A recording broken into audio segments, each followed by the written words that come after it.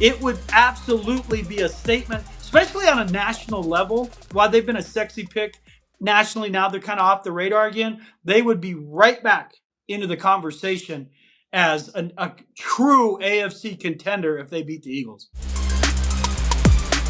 Hello, and thank you for joining us here on Broncos and Bourbon. I am your host, Phil Milani. Great show in store for you today as Troy Renck, the Denver Post sports columnist, joins the program, and we get into the Broncos coming off of a big win over the Bengals. But what we really get into is looking ahead to this Eagles game and what that could mean for the Broncos moving forward. Look, I think that everybody is well aware that this Broncos team under Bo Nix, going back to last year, has not had a defining win over a really good football team. And this is an opportunity for the Broncos to get that against the defending Super Bowl champions on the road in an environment that's going to be hostile, and nobody's expecting the Broncos to go into Philadelphia and get this win. What could that mean for the Broncos if they're able to do that? We get into that with Troy Renck, and we talk about a lot of other things. We get into the tush push a little bit. I'll share my thoughts a little bit later on about the tush push, and then also we get into the running game for the Broncos. We see J.K. Dobbins, R.J. Harvey have a great game against the Bengals. Will Sean Payton continue to feed the rock with those two guys as the Broncos face a heck of a defense going up against Vic Fangio with the Philadelphia Eagles? This is going to be a fun battle between Sean Payton and Vic Fangio. Those are the two sides of the ball going at it. That's going to be really fun to watch coming up this Sunday. But with that, let me get to my conversation here with Troy Renck. If you enjoy the conversation, please like and subscribe as we continue to grow the Broncos and Bourbon brand. So with that, here's my conversation with Troy Renck. Troy, thank you so much for taking some time to join the program here. How you been, man? Doing fantastic. Good to see you as always, Phil. Yeah, always good to catch up. I've been paying attention to what you've been up to. I see you got your own podcast going. How's that been? Yeah, I enjoyed doing the Broncos podcast. Initially, a friend of mine who's been a sponsor from the beginning, Darby Hoggett, encouraged me to do one, and I had my doubts because even then it felt like it was kind of a crowded arena. But I enjoy it. It's kind of mine to do. I have guests that I want on. I do a lot of stuff with post game and player interview stuff. So I enjoy it, and it's different now because I'm not on the beat anymore. So in some ways, it's good that I have that podcast because it keeps me in tune with the team, even if I'm out covering Nuggets or Avs or a college team. Yeah, no, that's great. That's the way people are consuming information these days is through podcasts and YouTube and all that. So, well, I appreciate you coming on this show. Want to talk about this Broncos team, a big win over the Bengals. They get back to 2-2, 500 on the year. Where do you feel like this team is now after the first quarter of the season? Well, they needed this get-right game on a number of levels. Obviously they were 1-2. They could have been 3-0, got walked off twice, but they could have been 0-3. And really, the Chargers game statistically, they weren't in that game if you looked at the box score. But what they found in this Monday night win over the Bengals was they're starting to establish an offensive identity. That when you have balance and you're able to run the ball, it helps Bo Nix out tremendously. It helps the offensive line out. It forces defenses to make difficult decisions. So then you're not calling a game like you got Drew Brees, Michael Thomas, Jimmy Graham, and Alvin Kamara. You're calling it for the current personnel. And when you run, it opens it up. And defensively, they finished. Obviously, let's be real here and be honest that the Cincinnati Bengals are hapless. Losing Joe Burrow has really hamstrung them. But the Broncos defense did what you're supposed to do against a team struggling offensively. And they didn't even get past the 50-yard line in the second half. They basically had one good drive, the opening drive of the game. And those are the things you need going into Philadelphia. That if you're going to be a great defense, which the Broncos think they are, you have to eventually beat a really good quarterback, and you have to beat that quarterback on the road. If you're going to be an offense that can win against a good team, you have to be able to control the tempo of the game and not throw 45, 50 times on the road. You don't win that way. So the game, obviously they were a big favorite. They did what they're supposed to. That's what they did last year. They beat bad teams last year. So the next step of this, Phil, is can you beat good teams and can you beat good teams on the road? And if you do, that puts you in position to win a division title, host a playoff game, because that's that next step that they're still kind of seeking. Yeah, I mean, this Eagles game is setting up to be big for this Broncos team in terms of just taking that step and building the confidence. And it's nice to beat the Bengals, but you what you really want to do is be able to take that step and beat a really good team. Uh, you know, I think that it feels like this team, as important as it is to be balanced and run the ball, Bo Nix and his development is really what's going to be the determining factor for how far this team can go this year. Do you agree with that, Troy? Like, do you feel like when he plays well, it seems like everything sort of goes well, and when he struggles, everything sort of struggles? Yeah, I mean, so much of a good team revolves around the play of the quarterback. But I think Sean Payton, at least I hope, you see from last night, you can't ask him to be perfect. He's not ready for that. He's not an all pro. He's not a top 5 quarterback. For me, he's probably around 15 to 18, which is good. And then by the end of the year, you want him to be in the conversation to be in the top 10. Payton said, over the summer, we're going to be talking about him as a top 5 quarterback in a couple of years. And I just felt like in camp, Phil, that he was trying to make Bo be perfect. And he loads him up with so much information. And the problem is Bo can handle all the mental side of it. But when you bog someone down mentally, it makes them slower physically. And I saw that the first few games. It's like at some point, slow the game down, get more balance, and let Bo's athleticism come back out. And we saw that last night, putting his foot in the ground and driving the ball, climbing the pocket, running with purpose and intent, being very decisive, not trying to be cute, but being decisive. And that's the Bo Nix we saw for a huge part of the second half of last season. That's the player we saw. So when I wrote in my column that appeared in the Post on Tuesday, it was that idea that it took a month, but this is the Bo Nix, the real Bo Nix has shown up. And to your point, that Bo Nix gives you a chance on the road against good teams. It gives you a chance in the AFC West because you can't be, as all Broncos country knows, since Peyton Manning, the 13 previous quarterbacks before, you can't win when your quarterback is below average. And their plan for a while there was A, B, C, D, E, F, U. It was just, and now you got Bo. And he is a franchise quarterback, but he's still developing. He isn't good enough to where he can have a bad game and still throw for 250 and complete 65% of his passes. There's still that variance. But we saw against the Bengals what it looks like when he's decisive. His feet are mellow, not happy, when he's just being an athlete. And when he's like that, he's a handful. And you can win with a quarterback like that. Troy, this feels like, such a week to week league. Like 1 week you throw a couple of interceptions, you get really down. 1 week you beat up on the Bengals, you feel pretty confident here. Do you feel like, though, that was a little bit of a turning point for Bo and him saying, look, if I do these things, I can go out there and have a lot of success? Or do you think it was more of a product of going up against the Bengals? Sometimes you play a bad team and it could give you a false positive. But with Bo last year, when he had games against Carolina and Atlanta and some of those teams that they smoked, New Orleans on a short week, it really did help him. And he built on it because it's so early in his career. I don't think you can dismiss any good game and what it can mean for him. And he needed the confidence boost. It wasn't that he was terrible. It's just the expectations have been raised. He wasn't good against the Titans. There's no way around that. But he played pretty much 3 really good quarters against the Colts and had a bad pick that got deflected. And then he was just okay against the Chargers, but it was stained by the fact he missed on 3 deep balls. If he makes one of those, they probably win, even though statistically they weren't in that game. But you're right, it's a matchup league. One of the advantages he could have from this, because Vic Fangio, we all know Vic, and he plays this zone coverage. He's going to give you yards between the 20s, and he's going to win the red zone. But they just faced a defense like that in the Chargers with Jesse Minter. Very similar, where they keep everything in front of them. They tackle well.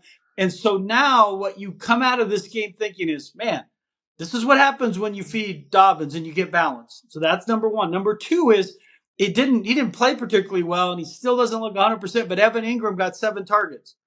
And if you're going to beat a zone defense, and you saw Jackson Dart did it with the Giants against the Chargers, you got to have a tight end. You got to have a tight end that can sit in the zone and get that 7-yard catch on first down. So I do think this game, long story short, I do think this game could help them. It does matter. They needed it to help establish their identity, because as much as they want to talk about, we've turned the corner. If you start 1-3, you haven't turned the corner. So 2-2 feels better because of the way they won. They still got to clean up penalties, but they at least now you have this confidence that this is what the offense can look like when it's right. And it'll be a challenge against that Eagles defense, because they're nasty in the red zone and they hit. I mean, they're totally different than what the Bengals are, but they're not. They're still a little vulnerable because offensively they're so one-dimensional that if you slow the run and you could keep it close, you'd have a puncher's chance. Yeah, and with the way this Broncos defense has been playing, they're going to be in a lot of games here. Staying committed to the run. Obviously, they did that. J.K. Dobbins, over 100 yards for the first time in the Sean Payton era. Do you feel like even though there's success there, Sean, for whatever reason, has a hard time sticking with it? Like, he loves to show his game planning and how he creates these open wide receivers, and that he's an offensive genius. How much do you think that every game he's trying to fight that ego and that urge to show his genius versus just saying, okay, look, we're having success on the ground, let's just keep it going? Yeah, I think every game he fights it. He can't help himself because of the fact that he draws up great routes. He's good at dialing up certain pass plays, but he doesn't have the personnel he had when he had a top 10 offense for the better part of 10 straight years in New Orleans. Like, he just doesn't have that personnel. And so it goes back to coach the team you have, not the team you want. And the team they have right now, Phil, has a really good offensive line. Yeah. And they have good running backs. J.K. Dobbins has got some explosiveness. I don't know what it's going to look like in week 9 with him, but he's got some juice right now. And the reason I say you've got to commit to it is they talked so much this offseason about wide zone, and we're going to run the wide zone. Because why do you do it? Because every good team that does it runs the ball well. So we're incorporating the wide zone. Talked about it in April and May and June and July and camp. And then I'm watching the first few games, and I'm like, are they running wide zone or are they running power? Because I covered the 97-98 Broncos. I know what that looks like when it's at the height of its powers. You can't be half pregnant with the wide zone. Yep. Either you're all in or you're not. And it looked like last night they started to understand, and Payton with his play calling, that give them reps, get them in rhythm, because not only is the back getting rhythm, the line gets in rhythm. And I know from talking to those guys how much it means when they're like, run play, and they get it called and they go heavy personnel and it's on them and they impose their will. Because you can't ask your offensive line to form the identity of this team and it starts in the trenches. And then, oh, by the way, you're going to backpedal 55 times. Like, you can't, that doesn't work. If you want them to be the identity of the team, they have to move forward and punch. And the one adjustment they made last night, which was long overdue, and we talked about this last year, the year before, but they kept running backs in for a series and didn't rotate them every other play. And I would wish he would do that with some of his personnel groupings. He creates mismatches through personnel groupings that become like line changes for hockey, where most teams do it through motion. But I think at times that takes guys out of rhythm. But he saw last night, JK, this is your series. RJ, this is your series. The running backs love that. And they both said it afterwards, certainly JK. So I saw some things with the run game when you ask your question of will he commit to it? I'm not convinced. I'm not, because I need to see more. But he at least has it on film right in front of him what can happen when you stay committed to it. There's some games you can't, but you can't abandon it, especially on the road. Oh, we got 2 yards, 3 yards, first series, we're out, we're going to throw. They don't have the weapons to play that way. So at least they have now film right in front of them. If he's saying, I don't know about the run, his coach is getting, remember the Bengals game? It reminded me, you were covering the team. Remember that Browns game, his first year? That's what that game last night was like. It's like, run the damn ball. You're good at it. And this line is really good at it.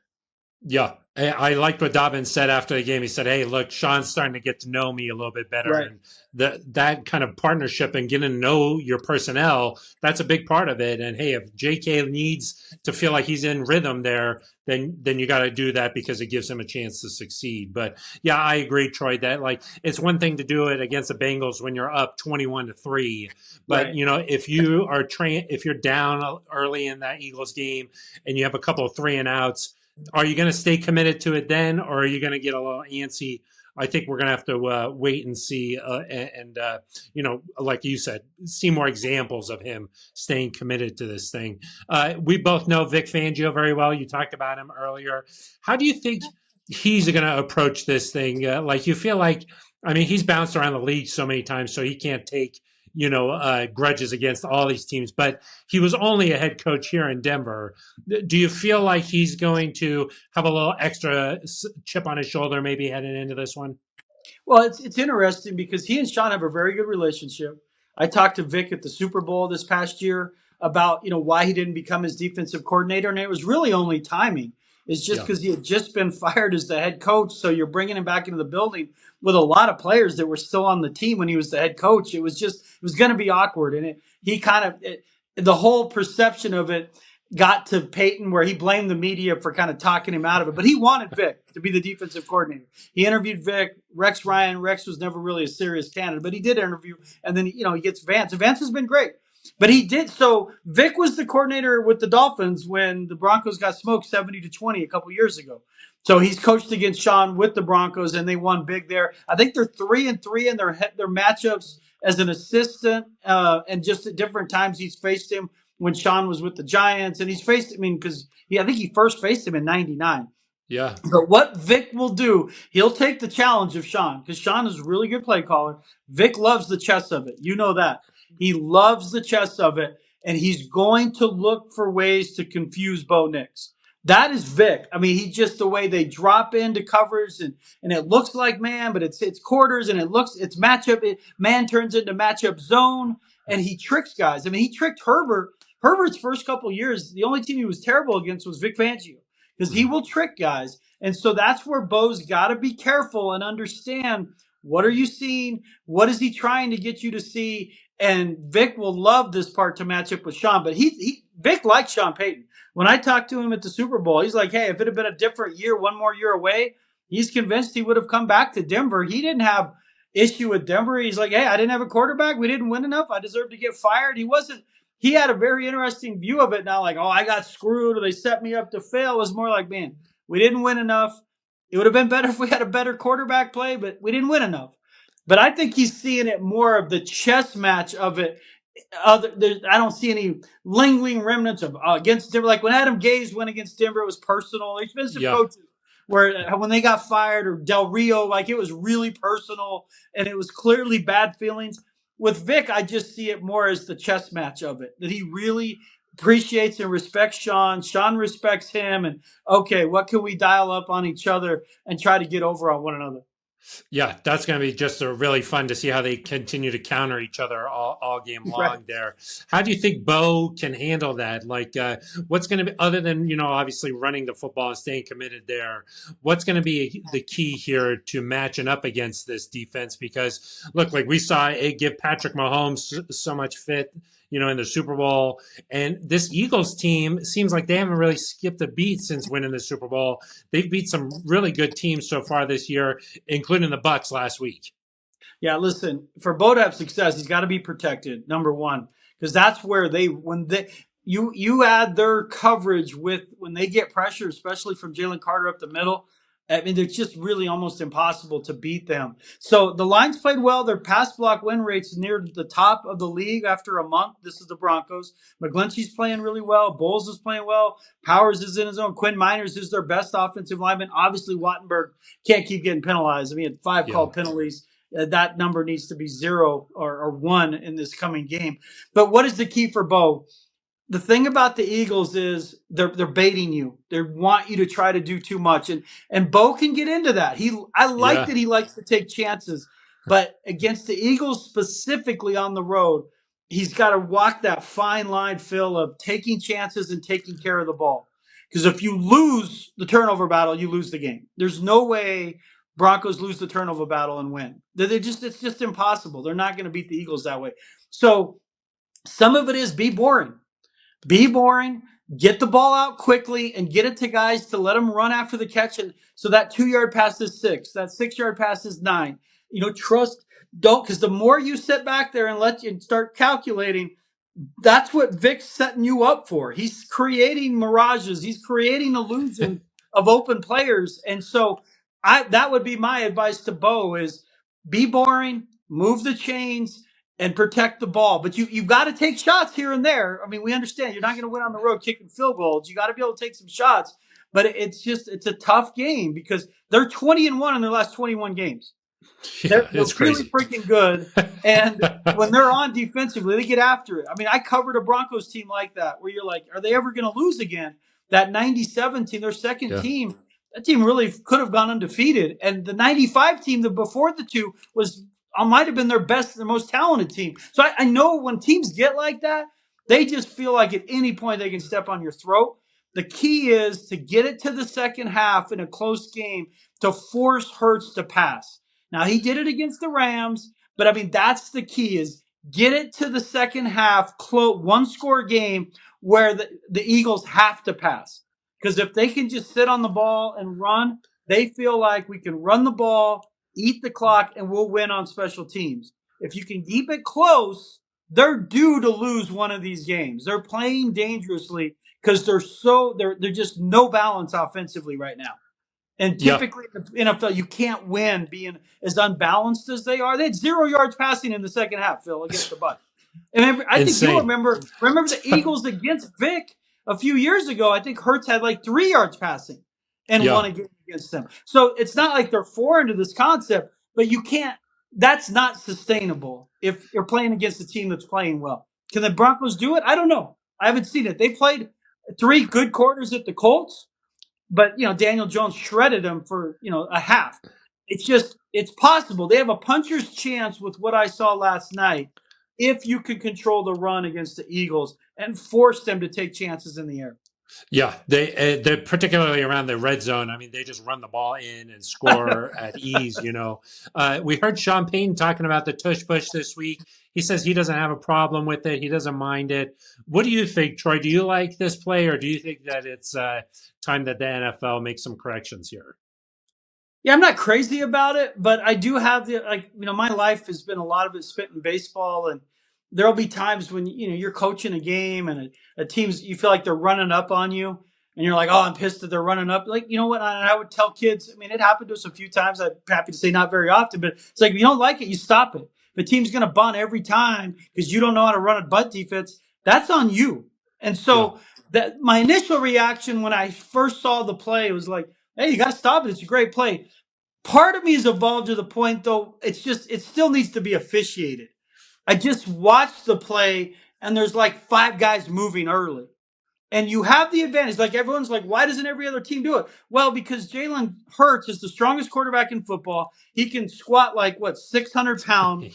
So he gets low. He's essentially a lineman burrowing down with the leg strength of a Teenage Mutant Ninja Turtle. So that's his advantage. No other team has that. No other team has a quarterback built like him to do it. But my caveat with this is that I still wanted officiated. They call penalties on everything Monday night. Everything. Touch a guy, he looks there, the play's 30 yards down the field, they're calling holding by okay, I get it. By letter of the law, some of those are fouls. But that tush push at the point of attack, we can't have 5 guys moving early. That's not fair. And so that's the only thing is if you're not going to officiate that, then I'm almost then you got to allow guys to jump over the line. If you're not going to officiate that, then because the guy in Washington did it in the playoffs. It was ridiculous. But it's if you're not going to keep them from moving early, then you got to allow my guys to jump over the line because that doesn't feel fair, does it? So somewhere to me, there's a balance that if they're going to keep doing it, and I do believe this is the last year it's going to be allowed. If I had to guess based on league circles, and it feels a little whiny. I'm not going to lie. They're good at it. None of us are. But again, as it exists now, whatever, fine. officiate it. Just make sure we don't have a bunch of guys moving because that's an unfair advantage. I don't, and players will tell you it's not particularly safe play, especially for the offensive guys. It's not safe. Whatever football, that's just the nature of the beast. But you got to officiate the play.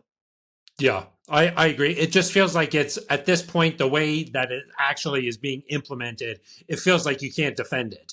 Like it just feels like there's no way to stop this play, especially if it's like 4th and inches or whatever. It's just like it's automatic at this point. So I What would agree. you do, Phil? Would you tell Yeah, just do you want it to be allowed where you can like grab the center and pull his head down? Like that's what I'm saying. yeah, Like if it's an automatic play, and that's why they changed the extra point. Frankly, it yeah, became exactly. automatic, and the league's like, this is stupid. We're gonna move it back 15 yards or whatever, make it a 35-yard extra point. I mean, I don't want guys grabbing him, but I'm just saying like, then can we jump over?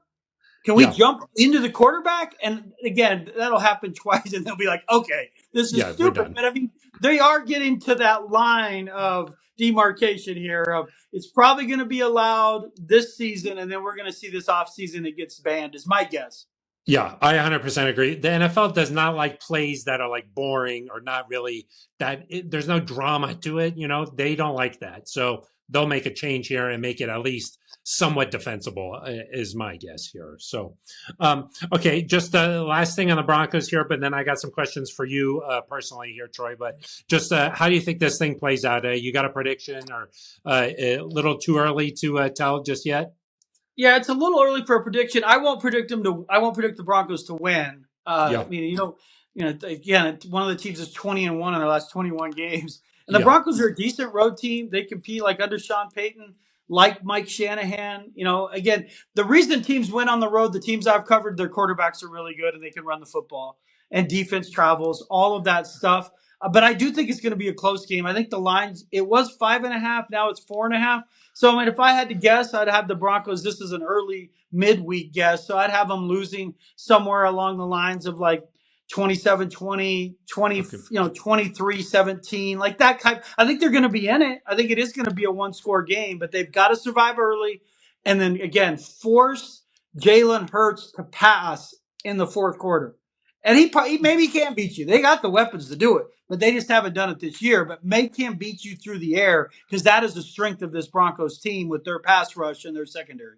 I guess if they can win it, Troy, what would it do for the Broncos? Because it feels like that is like sort of like I don't want to say the monkey on their back, but it's sort of in a way that they can't beat the team that they're not supposed to beat. If they could do that, it feels like boy, things would start humming here in Denver. Well, you start talking about them as a true Super Bowl contender overnight because they'd be 3-2, and then you look at that schedule coming up with Jets, Giants, Cowboys, Raiders. I mean, all of a sudden you could be 7-2 with a 6-game winning streak, and they'd be right in the conversation. As man, can they get to the AFC Championship? I predict them to win the West, losing that Colts and Chargers game. I had them splitting that game. So they're going to have to win a game I didn't have them winning, whether that's at Kansas City against, you're definitely having to split with the Chargers now, obviously, but you might have to win at Washington. But up to your point, Phil, they win this game, that erases the loss, not in terms of the tiebreakers, but erases the loss to one of the Colts or the Chargers. Yeah. Now, again, it's set up for a long winning streak. Sean Payton in October is 50-17. I think some of his schemes are a little complex. It takes his teams a little longer, but when they get going in October, they're usually the best team in the league. So it would absolutely be a statement, especially on a national level. While they've been a sexy pick nationally, now they're kind of off the radar again. They would be right back into the conversation as a true AFC contender if they beat the Eagles. I love it, Troy. Okay, that's good stuff there. Let's wrap up with Phil's 5. These are sort of like a rapid fire here, but we'll fire away here. Troy, what is your favorite away stadium in the NFL?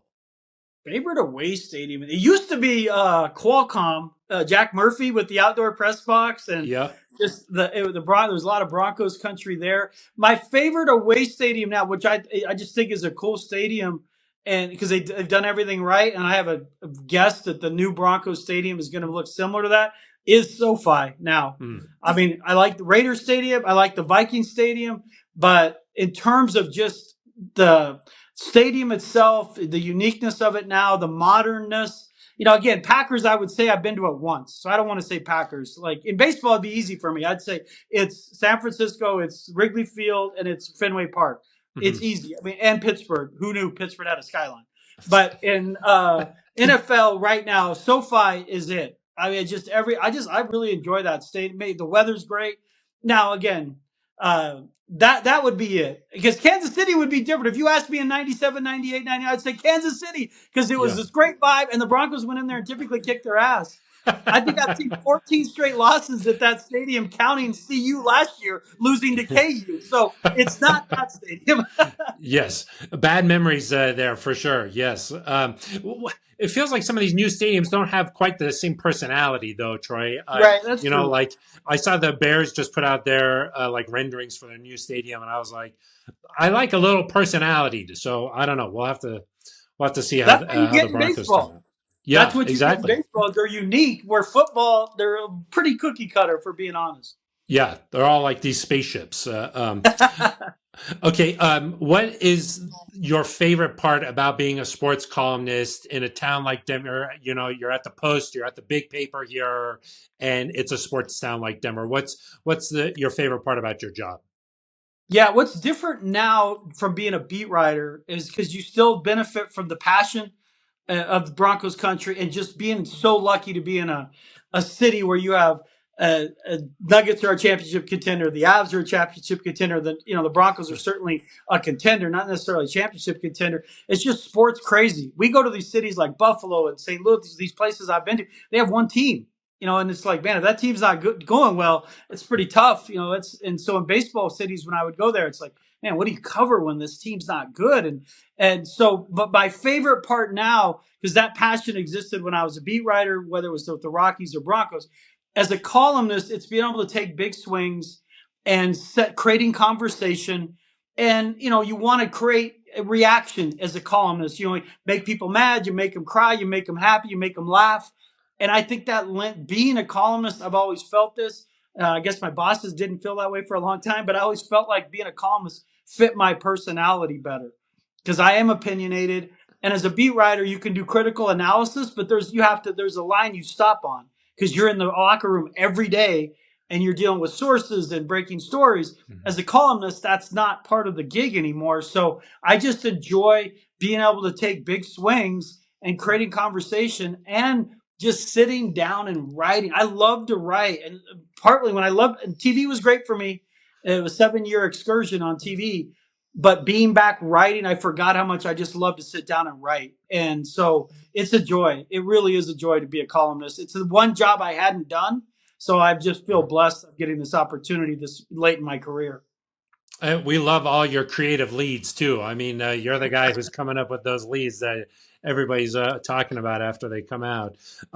When did you know, Troy? Was there a moment when you were a kid that you were like, okay, I'm going down this path?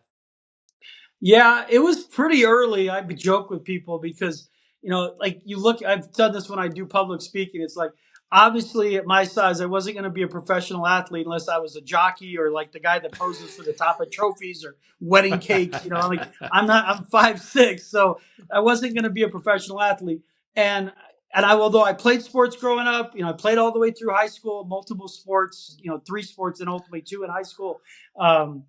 I knew probably 7th, 8th grade, Phil, this is what I wanted to do. I started reading Sports Illustrated when I was probably 7 or 8 years old. And I knew by the time I was the editor of my middle school paper at 7th and 8th grade that I definitely wanted to do this for a living. And I wanted to cover professional sports. My original goal was to write for Sports Illustrated in magazine form. Obviously that whole business model has changed, and it did long ago. So again, to have the opportunity to be a columnist I grew up reading Jim Murray and Dick Connor and Woody Page and Rick Riley. And so to have this opportunity, it means a lot. But I did know, and I would never tell kids like, you need to know this by then, but I did know definitely by 7th, 8th grade, I wanted to be a sports writer. I love it. I love it. Okay, 2 more for you here. What's your favorite team to just be a fan of? Like, aside from covering all these teams, aside from work, what's the one team that you're just a pure fan of? Yeah, it was easy for years, Phil. It was the team my kids were on. And it was most specifically So my oldest son pitched for UCCS in college. Mm-hmm. He works for the San Francisco Giants now in video and scouting. He's been in pro ball for a bit.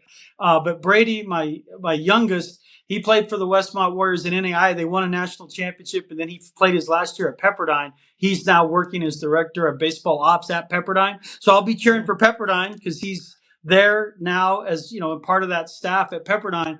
But that was always the easy one. When kids like, who's your favorite team? It's like the one my kids are on because I have a Yeah. vested interest in the outcome. For years, I cheered for the CU Buffs because Mm-hmm. I'm a CU alum, graduated in '93. That was the last team I really cheered for as a fan. And even that's changed though, because now I'm covering them. So even that's changed. I love watching college football, NFL football, and I'm watching baseball playoffs this week. Yeah. I've learned to appreciate sports with not having, so I root more for the simple answer is now with my kids no longer playing, I root for certain players, Mm-hmm. not necessarily teams, especially in baseball, because I have a lot of relationships in the game of baseball. So I root for players to do well and good games. But it was my kids' team, certainly in college. And then now I will still pull for Pepperdine because Brady's coaching there. And I will be interested in their outcomes, but CU was the one, and now because I'm covering them, it's just not the same. Yeah. Any excuse to get out to that Pepperdine campus, though, right, Troy? I mean, that's the goal. Exactly. He played The in campus. Montecito. He Oh, played yeah. in Montecito and Santa Barbara, which was where Westmont was, and then he went from there to Malibu. Yeah. Okay, and then the last one for you here is at the end of a long day, you've been working all day. How do you like to unwind? Do you have a favorite TV show, or what do you like to do to just kind of let loose at the end of a long day? Yeah, we've been watching because as empty nesters now, my wife and I watch more movies than we ever used to because we have time. Yeah. Frankly, I love to listen to music. I have a pet bulldog, Bentley, who's 4-year-old bully. Prayers out to Lewis Hamilton. He had to put Mm-hmm. Roscoe down. Bulldogs are the best. Yeah. We're on our third bulldog. Yeah. We had Polo and Gibson and now Bentley. So taking the dog for a walk is very therapeutic for me. It's a lot of where I have ideas about my writing and I'll put in my phone as I'm walking. So, but the things that bring me joy now are movies, taking the dog for a walk, music still, usually new wave or alternative music. And, I watch a lot of bad TV, but TJ Hooker I can't find on TV anymore. Like I will watch like Adam 12, TJ Hooker, Walker, Texas Ray. Like Oh I gosh. love bad Yep. TV. I don't Yeah. know why. Probably because I don't have to think. But I do. Yeah. I watch less bad TV now and more movies. Because Okay. like everyone else, I've had to get 90 subscriptions to see all my sports teams. So I have a lot of movie options now. Yeah. It's hard. It gets harder and harder. You got a favorite movie? My favorite movie is Fletch of all Uh-huh. time because of journalism. Yeah. I haven't seen it in a bit. I would say Clerks is probably second to that. I'm sure there's ones that are more meaningful to you, but it's always been Fletch, Clerks, Caddyshack, Stripes. I mean, Yeah. Make you laugh. Yeah. comedies are still but I mean, we just watched Nobody the other day on Uh-huh. Prime. It was fantastic. I watch anytime Bourne's on, I watch Oh it. yeah. I get into crime shows. I'm a Dateline guy, and there's one of the channels now we get suddenly on DirecTV has Dateline on like 18 Yeah. hours a day. So I enjoy crime stuff, Yeah. but in true form, my favorite movies are comedy with Fletch and Clerks at the top of that list. All right. Okay, I love that, Troy. I feel like fans get to know you a little bit better through some of those answers there. So, thank you so much, and appreciate your insight on the Broncos here heading into a big game, a big week here for the Denver Broncos. So, thank you so much for your time, and always a pleasure to catch up. You got it, Phil. Great to see you, my man. My thanks to Troy Renck for coming on the program here. I always appreciate his insight and his knowledge. He's a guy who's just been around the Broncos, been around the NFL for a very, very long time. And so he's able to share his knowledge here on Broncos and Bourbon. If you enjoyed the conversation there with Troy, please like and subscribe as we continue to grow the Broncos and Bourbon brand, please. Let me give you my thoughts here coming up on the game. First of all, on the tush push. I am not a fan of the tush push. I think that it's impossible to defend. It just is.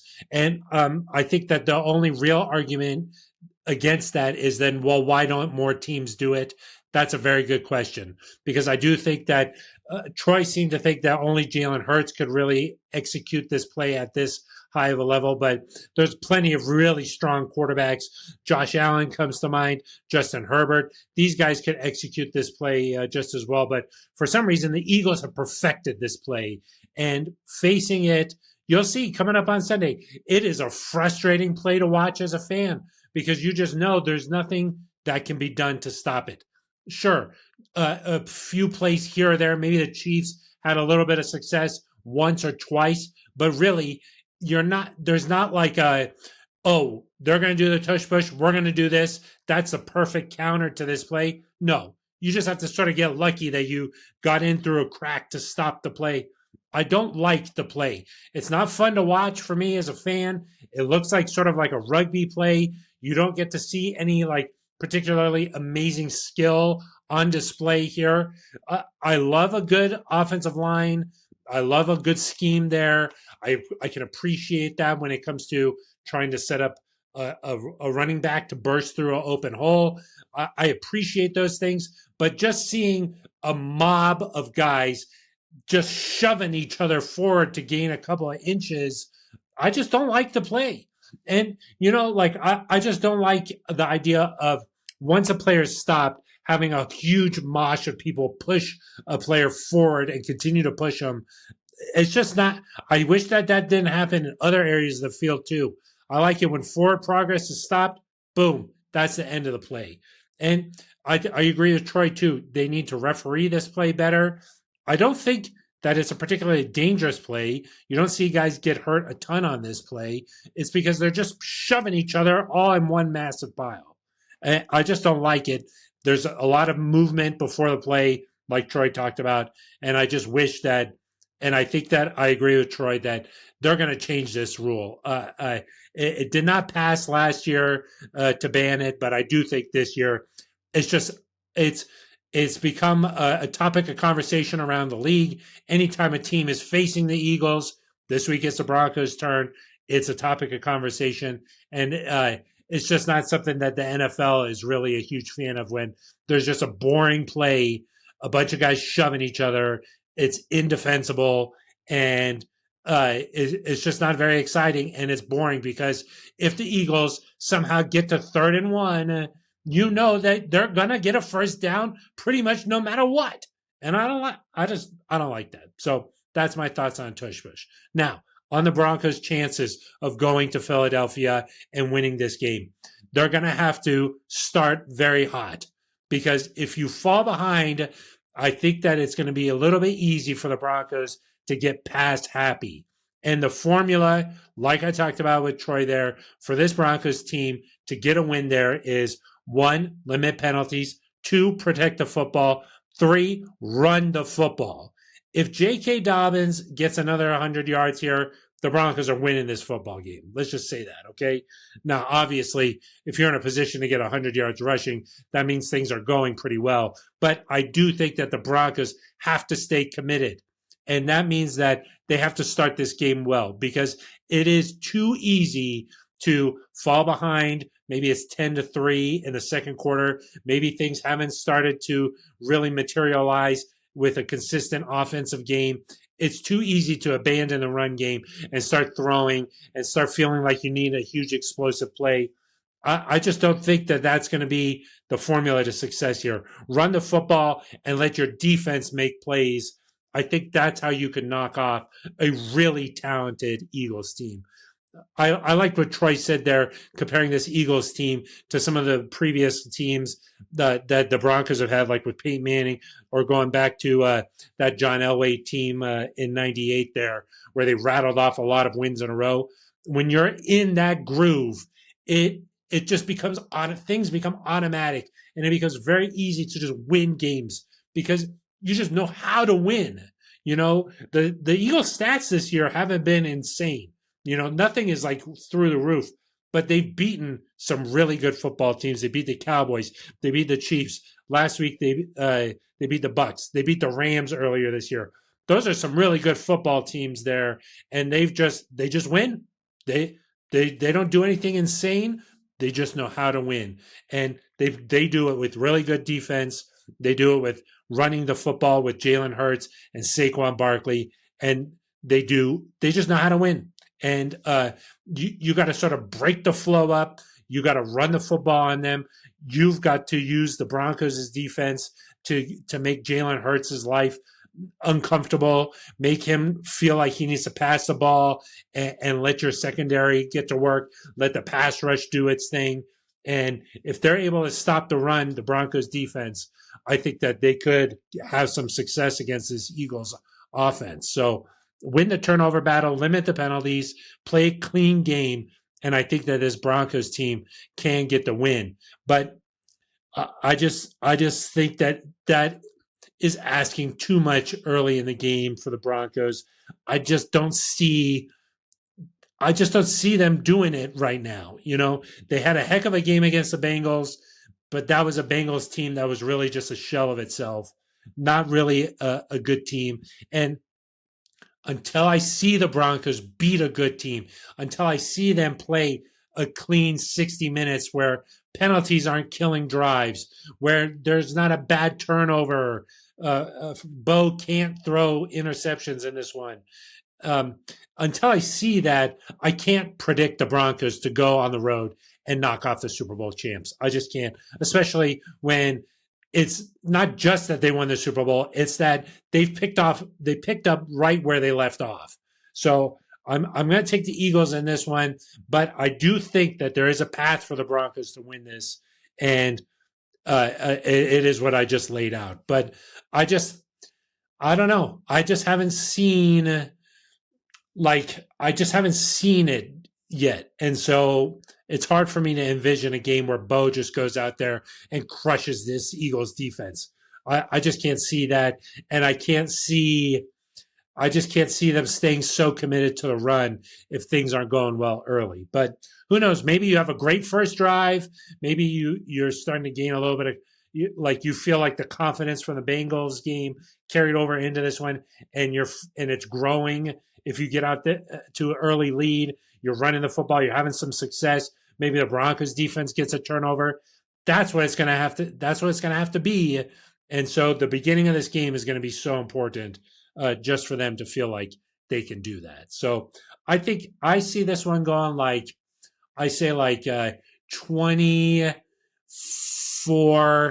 24-17, something like that for the Eagles. That's what I think. I don't think they're going to put up too many points against this Broncos defense, but I just don't see the Broncos scoring a ton. So I think 24-17. I think that Vic Fangio is going to make things difficult for Bo Nix and company. I can see them going away from the run. Maybe there's a turnover. That seems more likely, I guess, at this point than the other scenario. So I'll leave it at that. Okay, we have not done a bourbon review in a while here, and so wanted to do this one. This is Claremont Steep. It is from the Jim Beam Distillery. This is what's considered a American single malt. Now, if you live in Colorado or you're a fan of Stranahan's, that is an American single malt. And this one may be a little bit more easy to get your hands on. This retails for about $60, but I found mine on sale for like $39. So this was a pretty good deal. So I think you can find this for a pretty good deal here. It's 94 proof, so 47% alcohol by volume. The bottle is, it looks sort of like a dark bronze, sort of like a reddish.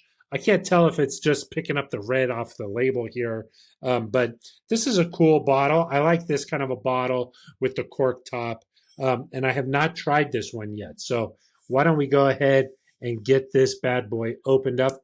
Single malts becoming, an American single malt has become sort of a little bit more popular here over the last few years. The charge had been led by places like Stranahan's, I think, like these smaller distilleries, but then you see like Jim Beam get into the mix here with this bottle. So, of course, the plastic needs to come off here. Get the cork popped off. I love that noise. And yeah, let's get this poured here. So a little bit lighter color just in the glass here. Let's give this thing a smell.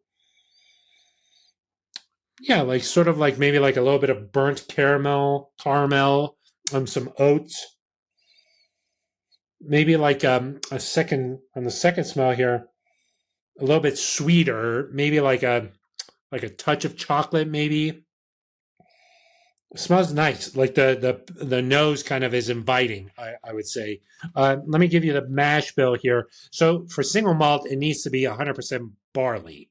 Okay, this one 80% standard malted barley and 20% golden pilsner malted barley. But it does have to be 100% malted barley, and this is a single malt here. 100% hand selected malted barley. That's a grain. Aged 60 months in new American oak. So you're expecting some oak here. And then it tells you what to expect on the taste here. Warm toasted grain, hints of caramel. So let's give it a taste.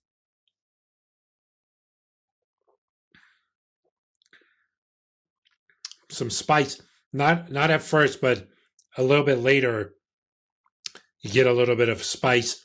A little bit, you taste that oak for sure. You get the notes from your nose. I would say the first taste is like oats that you were smelling, but then a spice with like almost like a peppercorn, and then also like that oak you can really taste. 5 years in oak, so yeah, and then the caramel and the finish, you get like the oak, you get the vanilla and some spice, and it lasts for a while, and that's pretty good. That's pretty good. It's pretty complex. It's pretty interesting. The spice, it really stays with you.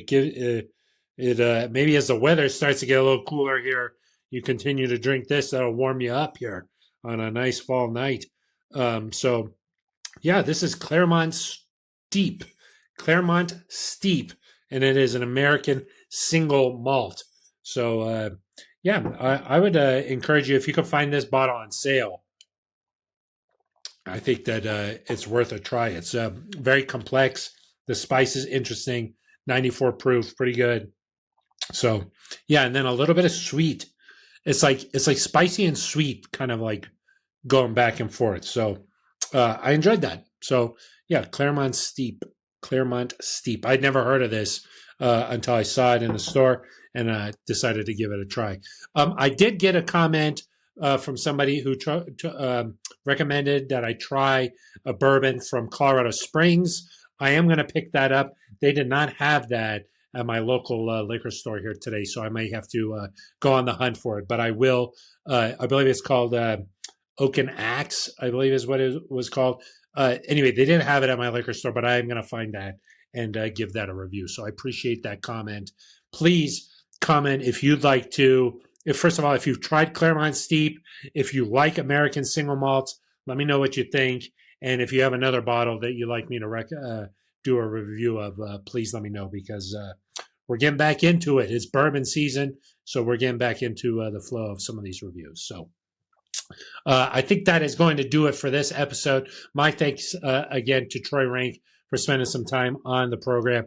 I agree with him. If the Broncos can get this victory, that means that they're right there in the mix with some of the better teams in the AFC. I think that that means that, look, we know they're right there with the Chargers. They lost that game on the final second field goal there. So we know that they can battle like that. The Bills are probably still the class of the AFC, I would say right now. The Chiefs have started to come on a little bit here. The Ravens have started slowly, but you know that they're going to be there at the end. The Steelers have done okay here to start. Not sure how real the Colts are. They beat the Broncos, but we'll have to see if they could continue that hot start. But I think if the Broncos go into Philadelphia and get a win, I agree with Troy. I think that means that they're right there with some of the top teams in the AFC, which would make them a contender at this point if they can get this win. But that means that they have to go into Philadelphia and get the win. So we'll have to see if they're up to the test. This is an early kick, the first early kick of the season for the Broncos in that morning slot, 11 a.m. here Mountain Time. So, all right, that's going to do it for us. Please like and subscribe if you enjoyed this episode here as we continue to grow the Broncos and Bourbon brand. But that's going to do it for us. I am Phil Milani for Broncos and Bourbon.